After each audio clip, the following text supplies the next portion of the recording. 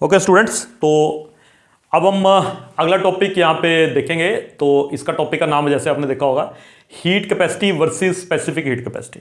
तो बच्चों को कई बार इसमें दिक्कत आती है कि हीट कैपेसिटी क्या है, स्पेसिफिक हीट कैपेसिटी क्या डिफरेंस क्या है। ठीक है, देखते हैं क्या है। देखिए एक एग्जांपल से देखते हैं। मान लीजिए कि आपके पास, सबसे पहले हीट कैपेसिटी देखते हैं।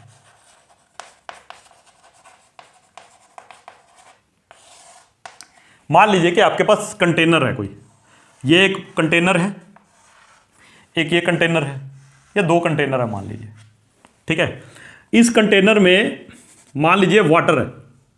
ठीक है, कितना मास है यहां पे कंटेनर में, पानी है, और कितना है 4 kg पानी। ठीक है, ये दूसरा कंटेनर है, इसमें जो पानी है वो 5 kg है। ठीक है, ठीक है, मैंने किसी तरह से इनको हीट सप्लाई की, इनको बर्नर के ऊपर रखा, हीट सप्लाई की, यहां पे बर्नर के ऊपर रखा और हीट सप्लाई की। ऐसा किया मैंने। यहां पे मैंने कोई डिवाइस लगा दिया, थर्मोमीटर लगा दिया चेक करने के लिए,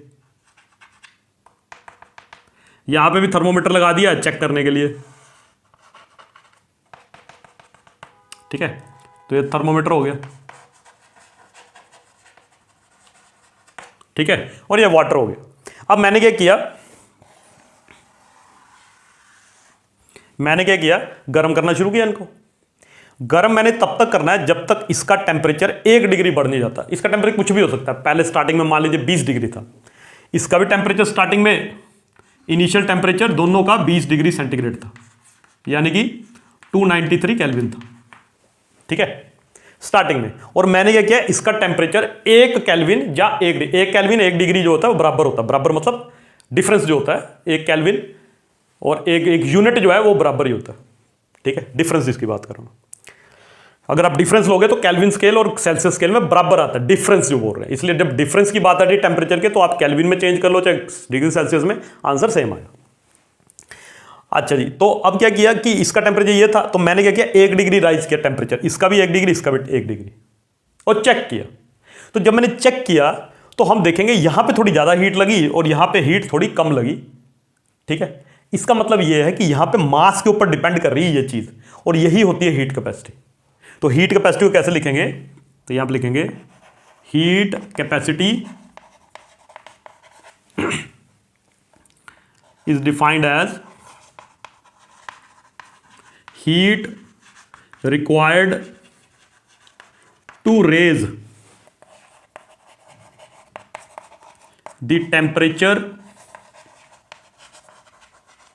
of a substance by 1 degree centigrade और 1 केल्विन। बस सिंपल सी डेफिनेशन। सबस्टांस 5 किलो है, 2 किलो, 3 किलो, 6 किलो, हमें कोई लेना देना नहीं।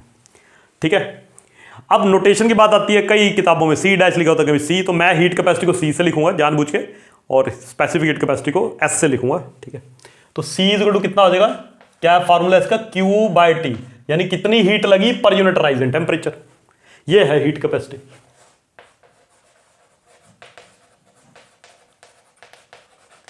ठीक है, ये है हीट कैपेसिटी। मैंने जानबूझ के यहां पे नेचर दोनों का सेम ही लिया, कि मतलब मैंने ऐसा नहीं किया कि एक मैंने कैरोसिन ले लिया, दूसरी जगह मैंने कोई और ऑयल ले लिया, ऐसा नहीं किया मैंने, है ना। यूनिट क्या इसका आएगा, यूनिट, तो यूनिट आएगा ऊपर हीट को जूल और टेम्परेचर को या तो जूल पर केल्विन लिख दो या फिर जूल पर डिग्री सेंटीग्रेड लिख दो, एक ही बात है। ऐसा सिस्टम है, ऐसा लिखा जाए। ठीक है जी, ये आ गई आपके पास हीट कैपेसिटी। अब मैं एक और चीज लेट करता हूं कि जब ये बढ़ा तो यहां पे जो हीट लगी वो लगी 20 जूल, और यहां पे जो हीट लगी वो लगी 25 जूल। यहां पे हीट कितनी लगी, एग्जांपल दे रहा हूं, पक्का नहीं है ऐसा कुछ, 20 जूल, यहां पे हीट लगी 25 जूल। ठीक है, चलिए, तो हीट कैपेसिटी इसका मतलब पहली वाले के लिए कितनी आई, 20 जूल, और 1 डिग्री टेम्परेचर राइज किया 1 केल्विन, तो कितना आ गया 20 जूल पर केल्विन। ये पहले वाले की आ गई, और दूसरे वाले की ऐसे करोगे तो कितने आ जाएगी 25 जूल और राइज इन टेम्परेचर कितना किया, इसका भी 1 केल्विन किया था, तो कितना बन जाएगा 25 जूल पर केल्विन। ये है हमारी हीट कैपेसिटी। अब आपको सब समझ आएगा। अब देखो specific heat capacity,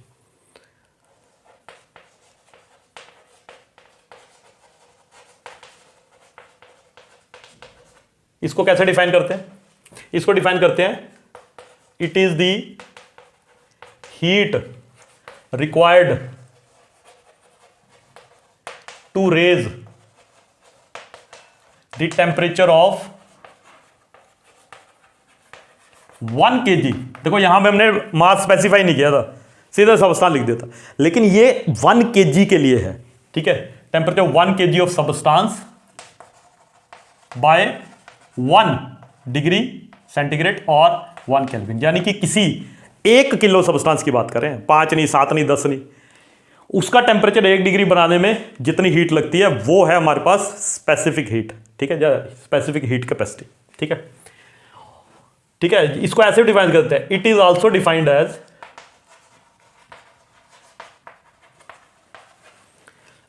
heat capacity per unit mass, ये भी कर सकते हैं। यानी कि जब आपने मास से डिवाइड कर दिया तो क्या हो गया आपके पास, स्पेसिफिक हीट कैपेसिटी किसके बराबर होगी, हीट कैपेसिटी जिसको सी से डिनोट किया, डिवाइड बाय मास, तो ये किसके बराबर हो जाएगा 1/m इंटू, कई बार डेल्टा क्यू बार डेल्टा टी लिखते हैं, तो उसका मतलब यही है कि राइज इन कितनी हीट लगी और कितना टेम्परेचर लगा। तो ये इन दोनों का रिलेशन भी हो गया। अब देखते हैं कि स्पेसिफिक हीट कैपेसिटी क्या आती है। तो पहले सबस्टांस की स्पेसिफिक हीट कैपेसिटी क्या आएगी, हीट कैपेसिटी कितनी है 20, अच्छा यूनिट भी लिख देता हूं यहां पे, यूनिट क्या होगा इसका, यूनिट अगर आप देखोगे तो जूल पर केजी पर केल्विन, या फिर जूल पर केजी डिग्री सेंटीग्रेड इनवर्स, दोनों इसके यूनिट है। अब S1 निकालते हैं, S1 किसके बराबर आएगा, C1/m, M1 देखते हैं, C1/m1, C1 कितना है 20 जूल पर केल्विन और M1 कितना है 4 किलो, कितना आया, 4 से डिवाइड करो तो आ जाएगा 5 जूल पर केजी पर केल्विन। ऐसे S2 निकालोगे तो क्या आ जाएगा C2/m2, और C2 क्या है 25 जूल पर केल्विन और डिवाइड बाय M2 कितना है 5 किलो, तो इसका आंसर भी कितना आया 5 जूल पर केजी पर केल्विन। अब आप खुद देखो कि जो स्पेसिफिक हीट कैपेसिटी है, वो स्पेसिफिक कैपेसिटी जो है किसी भी चीज की, वो मास पे डिपेंड नहीं कर रही, वो नेचर ऑफ द लिक्विड पे डिपेंड कर रही है। यानी कि चाहे 4 किलो पानी हो चाहे 5 किलो पानी हो, दोनों की स्पेसिफिक कैपेसिटी उतनी है। हीट कैपेसिटी जो है वो मास पे डिपेंड करती है, स्पेसिफिक कैपेसिटी मास पे डिपेंड नहीं करती। आप बोलोगे सर मास तो है ही अदर, नहीं है, लेकिन वो मतलब कम मास या ज्यादा मास का से फर्क नहीं पड़ता। जैसे मान लीजिए आपके पास एक आयरन का पीस है, इतना बड़ा आयरन का पीस लिया, उसकी भी डेंसिटी कितनी होती है सेम, छोटा सा टुकड़ा लगा उसकी भी डेंसिटी सेम आ गई।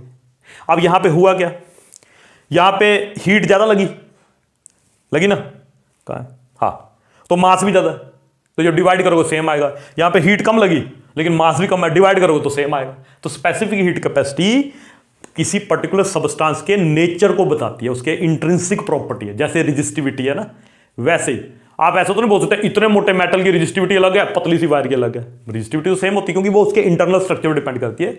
इसलिए अगर आप हीट कैपेसिटी की बात करें तो वो अमाउंट ऑफ सबस्टांस के लिए अलग अलग होगी। स्पेसिफिक का मतलब है बस 1 किलो के लिए पूछ रहा हूं, बस कि 1 kg का कितना, तो 1 kg का दोनों में सेम आता है। दूसरा मैंने जो यहां पे वैल्यूज कंसीडर किए हैं, ये एग्जाम्पल के तौर पे, ये कोई रियल वैल्यू नहीं है, बस आपको समझाने के लिए था। तो अगर आपको समझ आया होगा तो बताना कमेंट सेक्शन में, और नहीं भी आया तब भी बताना, कुछ गलती होगी तब भी बताना। तो okay, tata bye bye, next lecture में मिलेंगे, बाय।